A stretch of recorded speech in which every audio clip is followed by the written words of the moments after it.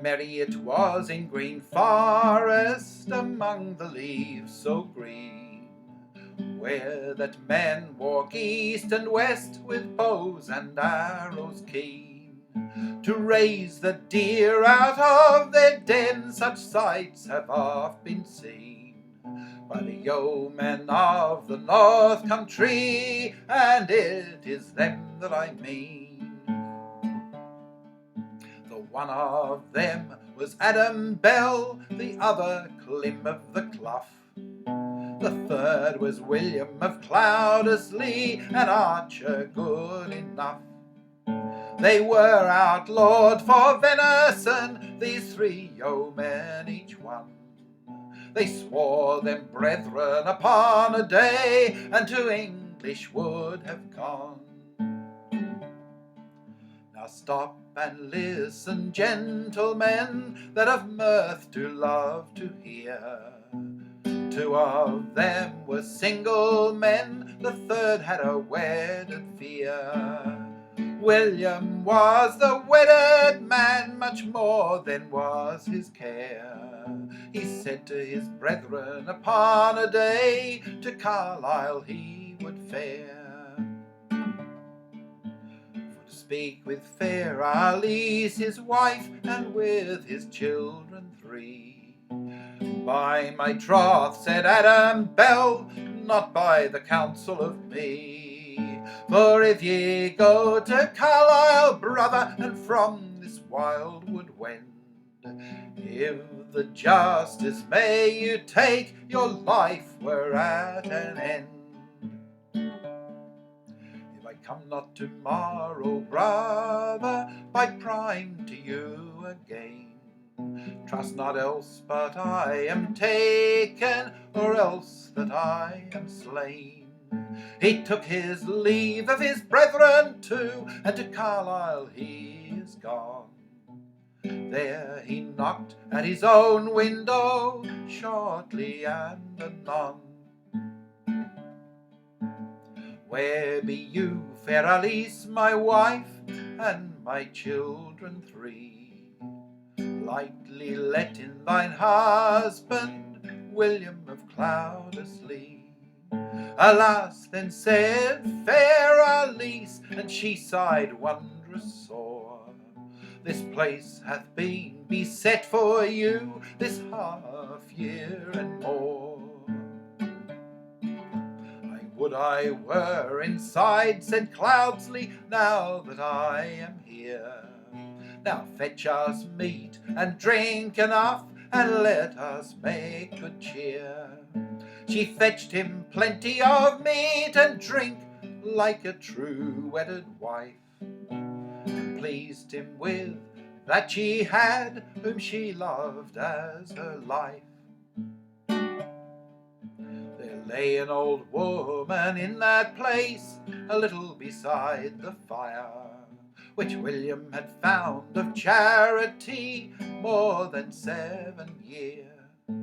Up she rose and walked full still, for evil she sped therefore, for she had not set foot on ground in 7 years before. She went unto the justice hall as fast as she could hie. This knight is come unto this town, William of Cloudesly. Thereof the justice was full fain, and was the sheriff also. I shall not have come here, dame, for naught I'll reward thee ere thou go. They gave to her a right good gown of scarlet, as I've heard said. She took the gift, and home she went, and couched her down a bed. They raised the town of merry Carlisle in all the haste they can, and came thronging to William's house to beset that good yeoman. Alyce opened a shot window and looked all about. She saw the justice and the sheriff making a full great rout. Alas, treason, cried Alyce, ever woe may thou be. Go into my chamber, husband, sweet William of Cloudesly. He took his sword and his buckler, his bow and his children three, went into his strongest chamber, where he thought surest to be. Fair Alyce followed as a lover true, with a poleaxe in her hand.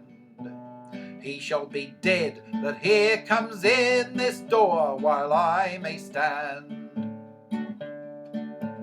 Cloudesly bent a well good bow that was of trusty tree. He smote the justice on the breast, that his arrow broke in three.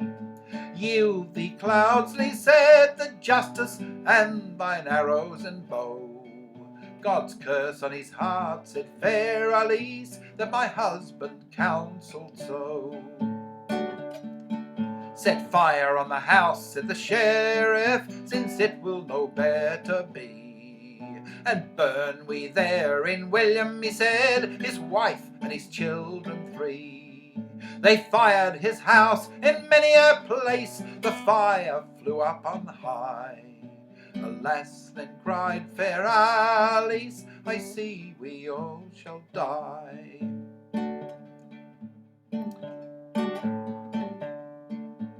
William opened his back window that was in his chamber on high, and with sheets he lowered his wife down, and then his children three.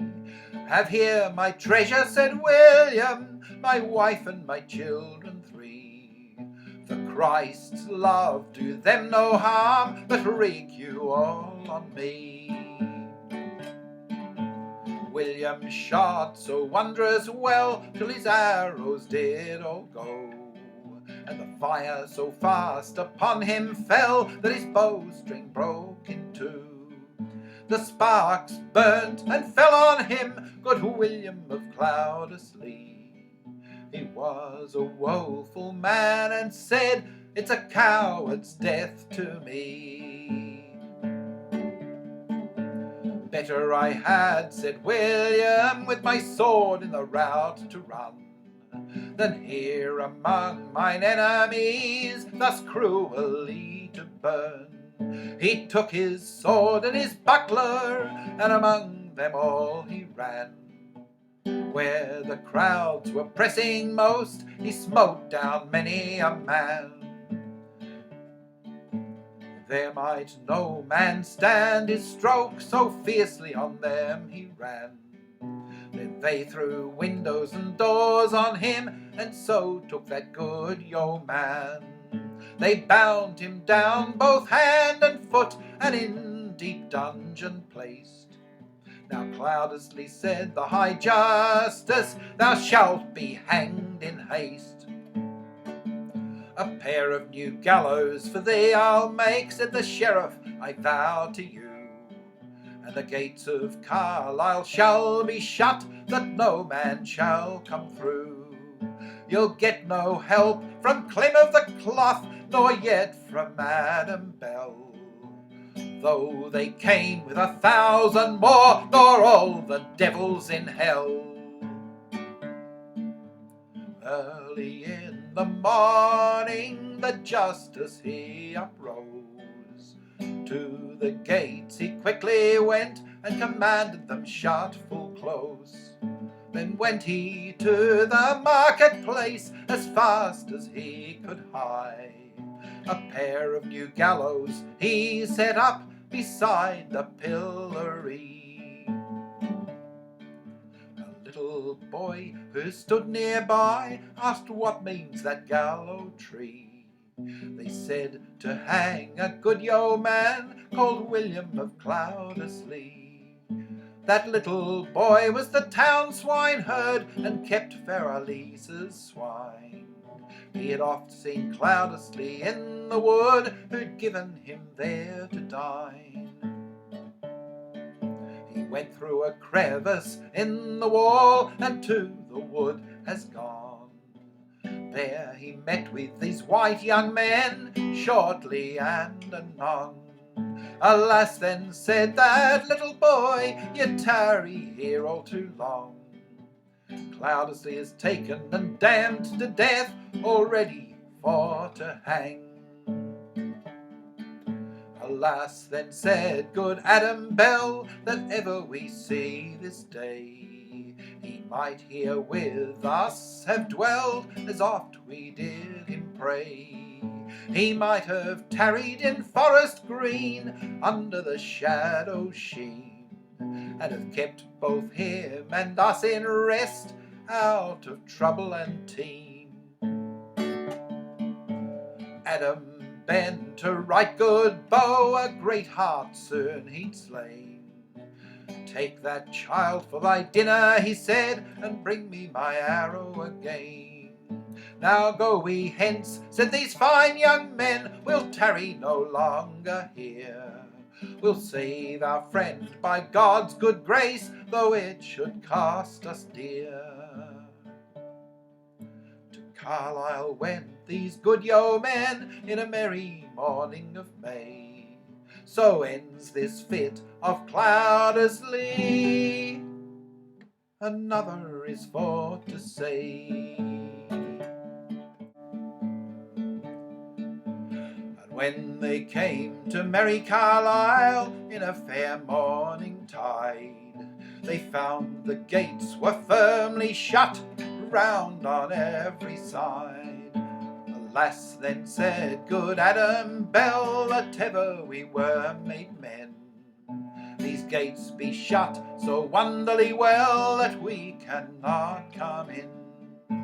Then spake up Clim of the Clough, with a while we will us bring. We'll say that we be messengers come straight here from our king. Said Adam, I've a letter written well, now let us wisely work. We'll say we have the king's own seal, I hold the porter no clerk. Then Adam Bell beat on the gate with strokes both strong and great. The porter heard such a noise thereat, and fast ran to the gate. Who is there now, said the porter, that makes all this knocking? Two messengers, said Clim of the Clough, who've come straight from our king. We have a letter, said Adam Bell, to the justice we must bring. Let us in our message to do, for we must return to our king.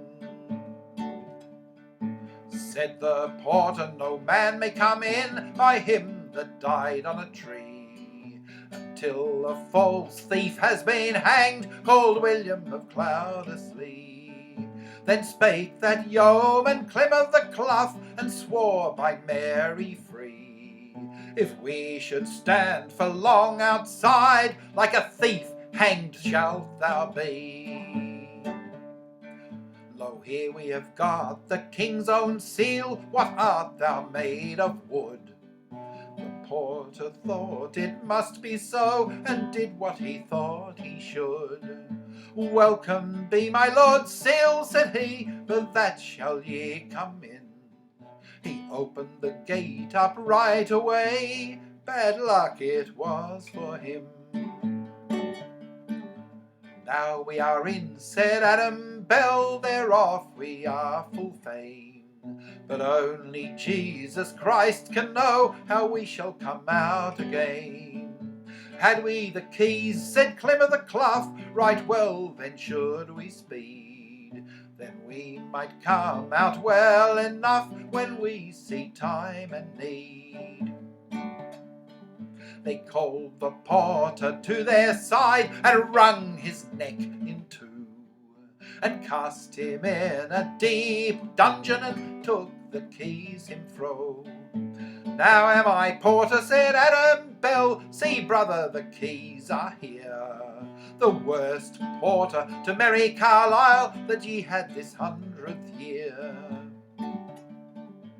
Now will we bend our good yew bows, into the town we'll go, to deliver our dear brother where he lies in care and woe. And then they bent their good yew bows and saw their strings were sound.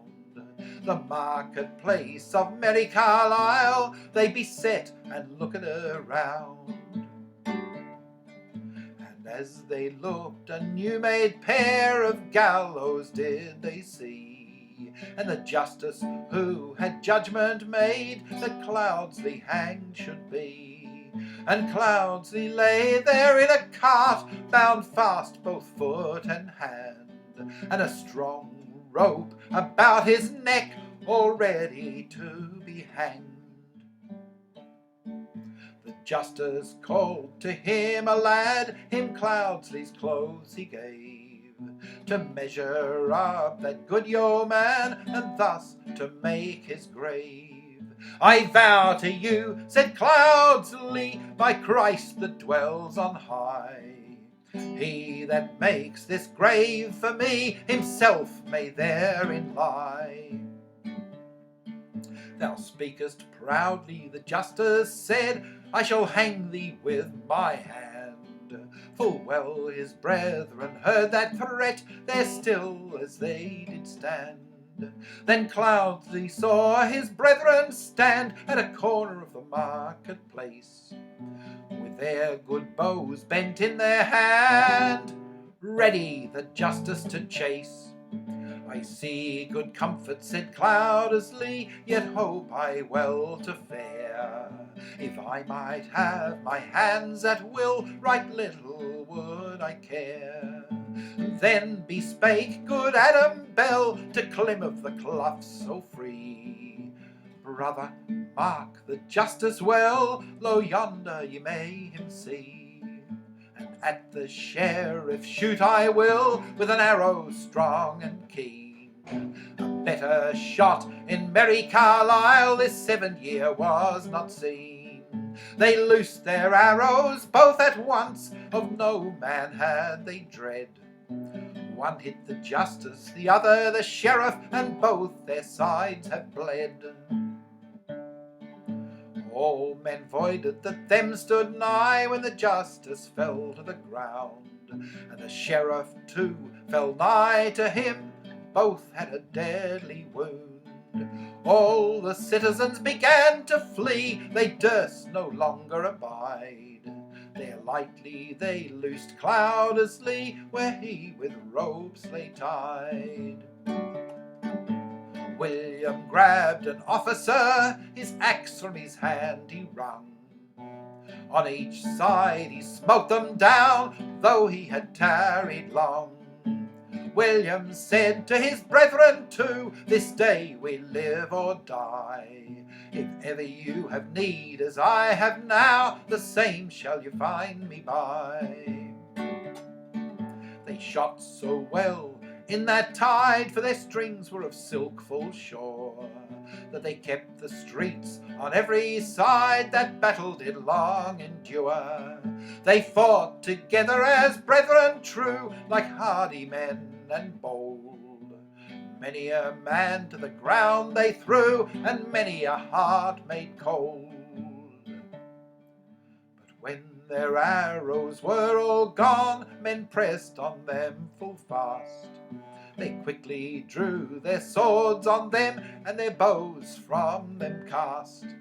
They went lightly on their way, with swords and bucklers round, and by the middle of the day they had made many a wound. There was many a horn in Carlisle blown, and the bells did backward ring. Many a woman said, alas, and many their hands did wring. The mayor of Carlisle then came forth, and with him a full great rout. These yeomen dreaded him full sore, for their lives stood in doubt. The mayor came armed at full great pace, and a poleaxe he had too. He smote Cloudesly with his axe, his buckler he broke in two. Many a strong man with him was, alas treason they cried for woe. Keep the gate shut fast, they bade, that these traitors thereout not go. But all for naught was that they wrought, for so fast they down were laid, till they all three that so manfully fought were gotten without a braid. Have here your keys, said Adam Bell, my office I here forsake. If ye do take my counsel, a new porter ye will make. He threw the keys there at their heads, and bade them well to thrive, and all that let any good yeoman to come and comfort his wife. These yeomen good have gone to the wood, as light as leaf unlined, and they were merry in their mood, their enemies far behind. When they came to English wood, under their trusty tree, there they found their bows full good, and arrows great plenty. So help me God, said Adam Bell, and Clim of the Clough so free, I would we were now in merry Carlisle, before that fair many. They set them down and made good cheer, and ate and drank full well. Here is a fit of those white young men, and another I shall you tell. As they sat in English wood, under their trusty tree, they thought they heard a woman weep, but her they might not see. Sore sighed their fair Alyce, and said, Alas, to see this day, for now is my dear husband slain, alas, and well away. Might I have spoke with his brethren dear, with either of them twain, to show to them what him befell, my heart were out of pain. Cloudesly walked a little beside, looked under the greenwood lined. He was ware of his wife and his children three, full woe in heart and mind. Welcome, wife, said William then, unto this trusty tree. I had thought yesterday, by St. John, thou shouldst me never see. 'Tis well, she said, that ye be here, my heart is out of woe. Dame, he said, be merry and glad, and thank my brethren too. Hereof to speak, said Adam Bell, I'm sure it is no boot.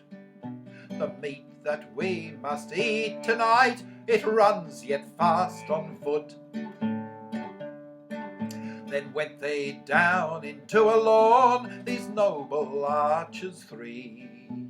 Each of them slew a graceful deer, the best that they could see. You'll have the best, Alyce, my wife, said William of Cloudesly, because you so boldly stood by me when I was slain full nigh. Then they went to their supper with such meat as they had, thanked God for their fortune, they were both merry and glad. And when they had eaten well, certain without lease, Cloudesly said, we'll to our king to get us a charter of peace. Alyce shall be a sojourning in a nunnery here beside. My two sons shall with her go, and there they shall abide. Mine eldest son shall go with me, for him have I no care, and he shall bring you word again, how that we do fare. Thus be these men to London gone, as fast as they may hie, till they came to the king's palace, there they would needs be. And when they came to the king's court, unto the palace gate, of No man would they ask leave, but boldly went in thereat. They pressed straightway into the hall, of no man had they dread. The porter came and did them call, and them began to chide. He said, "Yo men, what would ye have? I pray you tell to me. Ye might make officers ashamed, good sirs, from whence be ye?" "So we be outlaws of the forest, certain without lease, and hither we've come to our king to get us a charter of peace." And when they came before our king, as it was the law of the land, they kneeled down without letting, and each held up his hand. They said, "Lord, we beseech you here, that ye will grant us grace, for we have slain your fat fellow deer in many a sundry place." "What are your names then?" said our king, "anon that you tell me." They said, "Adam Bell, Clim of the Clough, and William of Cloudesly." "Be ye those thieves then?" said our king, "that men have told to me? Here to God I make a vow, ye shall be hanged all three. Ye shall be dead without mercy, as I am king of this land." He commanded his offers every one, on them to fast lay hand. There they took these good yeomen, and arrested them all three. "So may I thrive," said Adam Bell, "this game likes not me. But good Lord, we beseech you now, that ye will grant us grace, in so much as we've to you come, or else that we may pass with such weapons as we have here, until we leave your place. And if we live this 100 year, we will ask you no grace." "Ye speak proudly," said the king, "ye shall be hanged all three." "That were great pity," said the queen, "if any grace might be. My lord, when I first came to this land to be your wedded wife, you said the first boon that I would ask, you would grant me be life. And I asked you never none till now, therefore, Lord, grant it me." "Now ask it, madam," said the king, "and granted shall it be." "Then, good Lord, I you beseech, the yeomen grant you me. Madam, you might have asked a boon that should have been worth them three. You might have asked for towers and towns, parks and forests plenty. None so pleasant to me," she said, "nor none so dear to me. Madam, since it's your desire, your asking shall granted be. But I'd rather have given you good market towns three." The queen was a glad woman, and said, "Lord gramercy, I dare undertake for them that true men shall they be. But good Lord, speak some merry word, that comfort they may see." "I grant you grace," then said our king, "wash men, and to meat go ye." They'd not been sitting but a while, certain without leasing, there came messengers from the north, with letters to our king.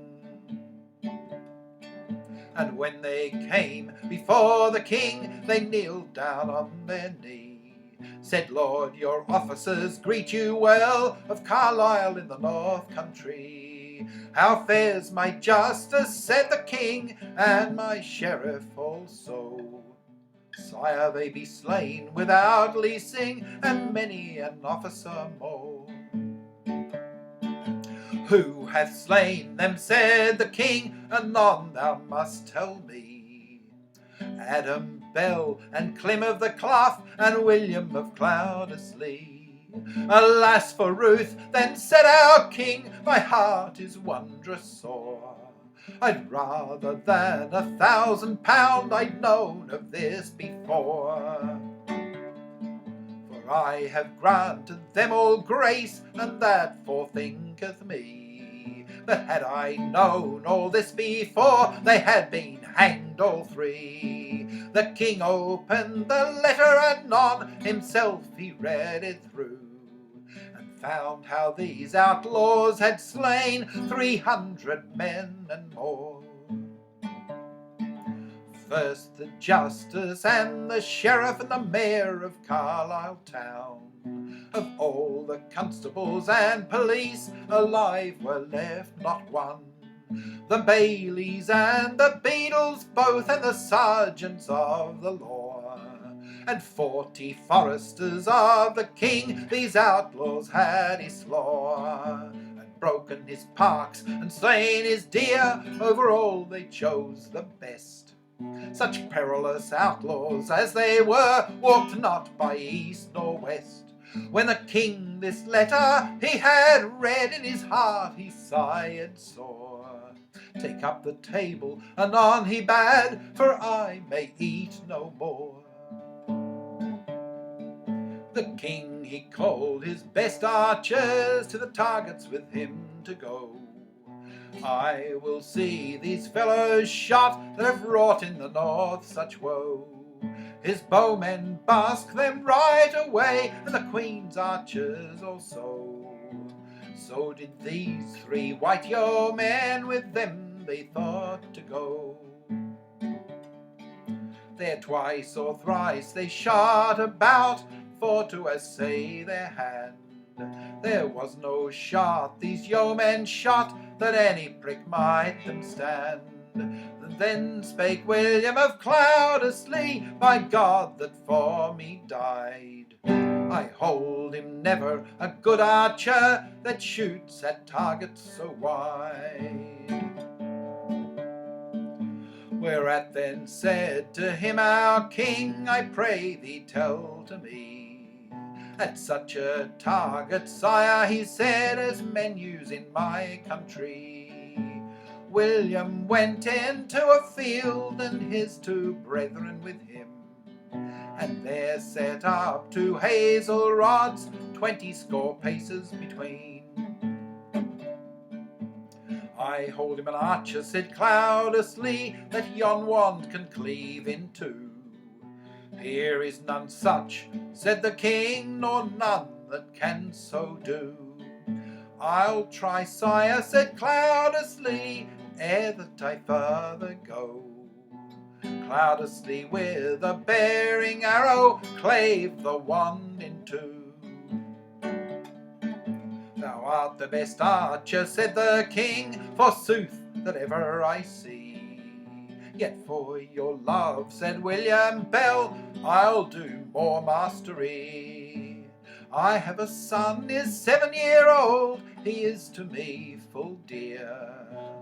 I will tie him to a stake, all shall see that be here, and lay an apple upon his head, 60 paces from him go. And I shall cleave the apple in 2, all with a broad arrow. Now hasten thee, then said the king, by him that died on a tree. But if thou do not as thou said, hanged thou shalt be.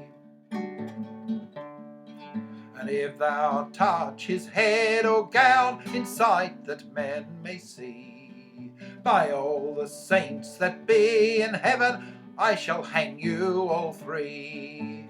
What I have promised, William said, I never will forsake. And there, even before the king, in the earth he drove a stake, and bound thereto his eldest son, bade him stand still thereat, and turned the child's face away from him, so that he should not start. An apple upon his head he set, and then his bow he bent. 60 paces were measured out, and thither Cloudesly went. There he drew out a broad arrow, his bow was great and long. He set that arrow in his bow that was both stiff and strong. He prayed the people that was there that they would all still stand, for he that shoots for such a wager behoves a steadfast hand. The people prayed for Cloudesly that his life saved might be, and when he made him ready to shoot, there was many a weeping eye. Thus Cloudesly cleft the apple in two, that many a man did see. Our God forbid, then said the king, that thou shouldst shoot at me. I'll give thee 18 pence a day, and my bow shalt thou bear, and over all the north country I make thee chief rider. And I give thee 12 pence a day, the queen said, by my fay. Come fetch thy payment when thou wilt, no man shall say thee nay. William, I make thee gentleman of clothing and of thee, and thy brethren yeomen of my chamber, for they are so seemly to see. Your son, for he is tender of age, my wine cellar shall oversee, and when he comes to man's state, better advance he'll be. William, bring me your wife, said the queen, I saw long her to see. She'll be my chief gentlewoman, and govern my nursery. The yeomen thanked them courteously, and said to Rome we'll wend of all the sins that we have done, to be assoiled of his hand. So forth begone these good yeomen, as fast as they might hie, and after they dwelled with the king, and died good men all three. Thus ends the lives of these good yeomen, God send them eternal bliss, and all ye that with handbow shoot, that of heaven may never miss.